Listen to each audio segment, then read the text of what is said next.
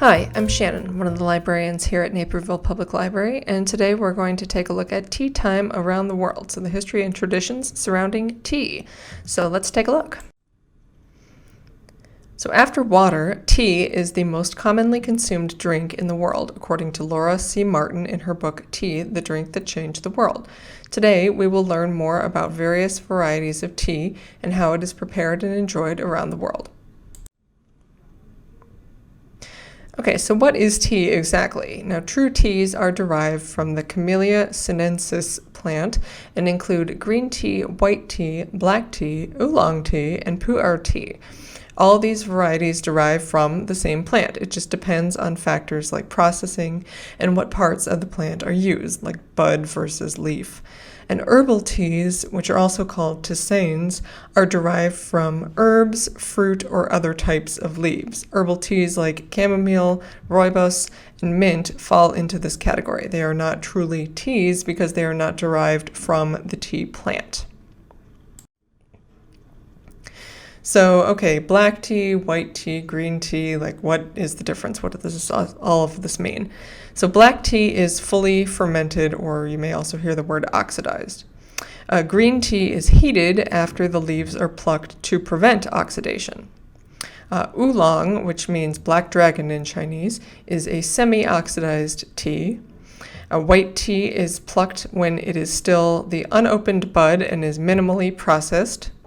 Pu'er is a fermented tea with a more complex flavor, rather the way that an aged wine or whiskey becomes more complex. So here's some tea terminology for you. Teas are grown and processed in different locations and have many different names. And here's some that you may have heard of. Darjeeling is a high-quality tea grown in the foothills of the Himalayas in India and is considered the champagne of teas by some people. Gunpowder is a type of green tea that has been rolled into pellets. Jasmine tea is a Chinese green tea with jasmine flowers added for scent. Lapsang Souchong is a high-grade Chinese black tea with a smoky flavor due to the particular pine that is used to dry or smoke the tea. Sencha is the most common green tea in Japan. Matcha is a high-quality powdered green tea in Japan. And hojicha is Japanese green tea that is roasted after it has been steamed. So let's talk about teas around the world now. And first we'll start with China, because according to legend, Emperor and herbalist Shennong discovered tea in 2737 BCE, and he drank his water boiled to ensure that it was clean, and a leaf from a wild tea bush floated into it one day, and the emperor enjoyed the brown liquid, and cha, meaning tea, became popular thereafter. And historically, tea was a form of currency in China and could be used to pay imperial tribute during the Ming Dynasty. And tea leaves were eaten as a vegetable and later used for their medicinal qualities. And tea became popular in Buddhist monasteries during the Tang Dynasty between the 7th and 10th centuries, and many monasteries began to grow their own fields of tea. Then if we look at Japan, Japan's first encounters with tea came in the 8th century when Japanese priests and messengers brought it back from China. And tea became the drink of royalty under Emperor Saga, who reigned from 809 to 823. And the Zen monk Eisai, who founded the Rinzai school of Buddhism, is credited with popularizing tea in Japan after bringing back seeds from China at the end of the 12th century. And he also wrote a book called the Kisa Yojoki, which is Drink Tea and Prolong Life, the first Japanese text on tea. And during this period, Uji, near the then capital of Kyoto, became the first tea-producing region of Japan. And Japan is known for the cha no yu, which is the tea ceremony, which is a ritualized serving and drinking of whisked matcha tea, which you can see in the picture here. Then moving on to look at India, Chai is the word for tea in India, but the original iteration of chai was not the milky spiced version we think of now. Chai first started out as a medicinal herbal brew containing little to no actual tea, and legend has it that an ancient king, likely Harshavardhana, developed chai to stay awake at court. The Assam region of India has been associated with tea growing since at least the 12th century. And the Singpo tribe there first used wild tea shrubs for medicinal purposes and still process tea via a traditional method called duan chang. And different warming spices form the base of this drink. It's traditionally ground ginger and green cardamom, with additions such as cinnamon, anise, nutmeg, fennel, clove, and peppercorn. And different blends are specific to different regions of India, and various types of teas may be used. For example, green tea is used in Kashmir in place of black tea, and then it's all blended with sugar and milk for a sweet delight. The Dutch began importing tea from China in the early 1600s, and it was touted in Europe for its therapeutic qualities, but because of its high cost, only the wealthy could afford it. By the mid-19th century, Britain had developed an unquenchable taste for tea that continues to this day. The British East India Company, a formidable and unscrupulous trading company, saw India as the key to breaking the Chinese monopoly on the tea trade, and tea plantations were established in Assam, and within 50 years, Britain controlled tea imports. Speaking of Britain, many people associate tea with Britain because of their long-standing love of the drink and cultivation of tea-centered meal culture. So several tea-focused meals that you may encounter if you're in England. 11's, not just for hobbits. This is a snack around 11 a.m., usually a few biscuits or cookies or toast and a cup of tea, and this is known as morning tea in Australia and New Zealand. Then there's afternoon tea. This is a light meal served mid-afternoon, including dishes such as savory sandwiches, scones, clotted cream and jam, and it was popularized in the mid-19th century by Anna, the Duchess of Bedford, and now usually the term afternoon tea indicates a special occasion in contemporary British usage, as at a hotel or a tea room.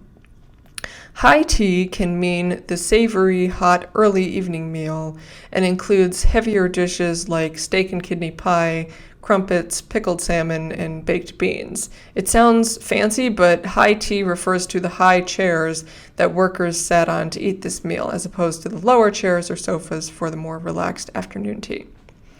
And then a tea party is just a social gathering in one's home to enjoy tea with your friends. And then if we talk about the American colonies, a famous precursor to the American Revolution was the Boston Tea Party, and British Parliament passed the Tea Act in 1773, which gave the British East India Company a monopoly on tea sales in the American colonies.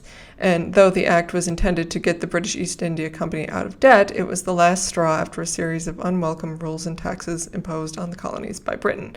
And the Sons of Liberty, which was a revolutionary group, including figures such as Paul Revere and Samuel Adams and John Hancock, snuck on board 3 ships moored in Boston Harbor and dumped 92,000 pounds of tea overboard in the event known as the Boston Tea Party. And Americans turned to other drinks such as coffee or chicory, and though artisanal teas have gained popularity in recent years, we've never had a dedicated tea time as a cultural touchstone the way they do in England. And Americans are more likely to drink iced tea, particularly sweet tea in the South, which is made in large batches and kept in the refrigerator. And if we look at Morocco, Maghrebi mint tea made with green tea, spearmint, and sugar is tied to hospitality in Moroccan culture, and guests are served 3 glasses, with each glass having a different taste and meaning based on how long it has steeped. And the saying goes, the first glass is as gentle as life, the second is as strong as love, the third is as bitter as death.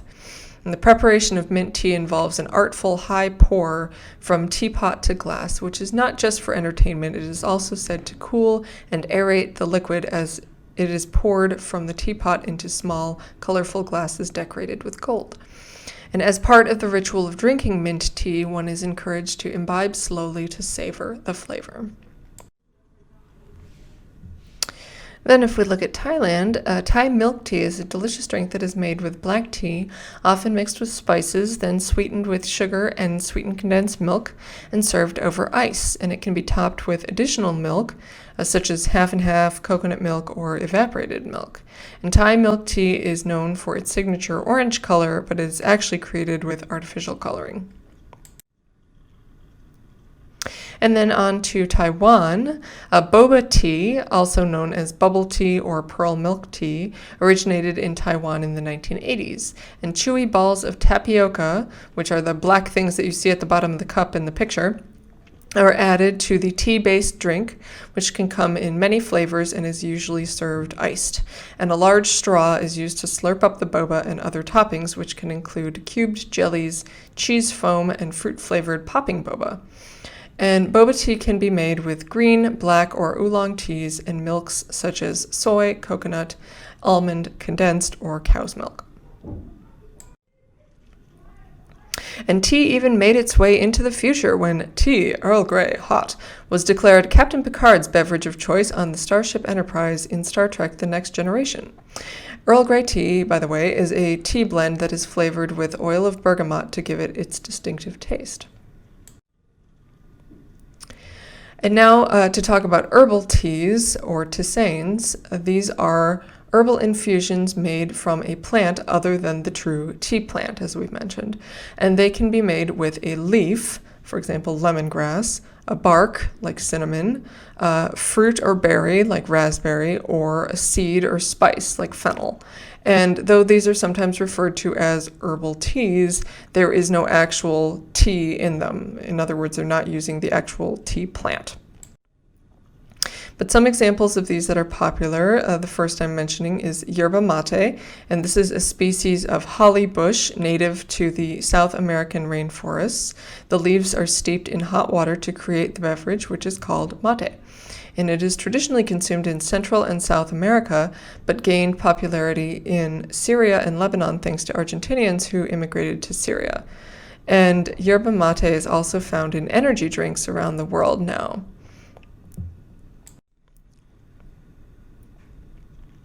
Hibiscus is a plant originating in Africa but now grown in tropical climates throughout the world.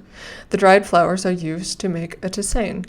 In Egypt, it is called karkade and is served cold to offset the heat of the desert. In Senegal, it is used to make the national drink bissap, where hibiscus leaves are boiled with water and then sweetened with sugar and flavorings such as mint, orange flower water, ginger, or pineapple juice. And hibiscus is also used to make agua frescas, a cold drink flavored with juices in Mexico and Central America. You may find it by the name of agua de Jamaica. Rooibos is a bush grown in South Africa that produces leaves used to make an herbal tea. Known as the red bush tea for its color, it has an earthy flavor similar to yerba mate. The rooibos plant is endemic to one part of the Western Cape province of South Africa and grows in symbiotic relationship to microorganisms that thrive there. There are concerns that rooibos could be threatened due to climate change. So in conclusion, tea has been a staple in our food culture for centuries and continues to encourage us to imbibe with its infinite varieties. And with so many types to try, you could plan your next trip based on the tea that interests you the most. For example, if you really want to try the Japanese tea ceremony, you could go there, or you could really taste that Moroccan mint tea and check that out. Or you could just try one from a well-stocked grocery store to see which is your favorite. So then we have a tea reader's guide here, some of the books that you can find on tea in our collection. The first is The Empire of Tea, The Remarkable History of the Plant That Took Over the World. So this is the historical aspect that we've touched on just briefly in the program here. Then we have a couple books on, if you're interested in growing tea yourself, we've got Grow Your Own Tea, The Complete Guide to Cultivating, Harvesting, and Preparing, and then Growing Your Own Tea Garden, The Guide to Growing and Harvesting Flavorful Teas in Your Backyard. And so that's, again, if you want to grow tea yourself, this will give you some guidance on doing that. Then we have, from a more scientific bent, How to Make Tea, the Science Behind the Leaf. And so that'll be a little more of the background from the scientific angle.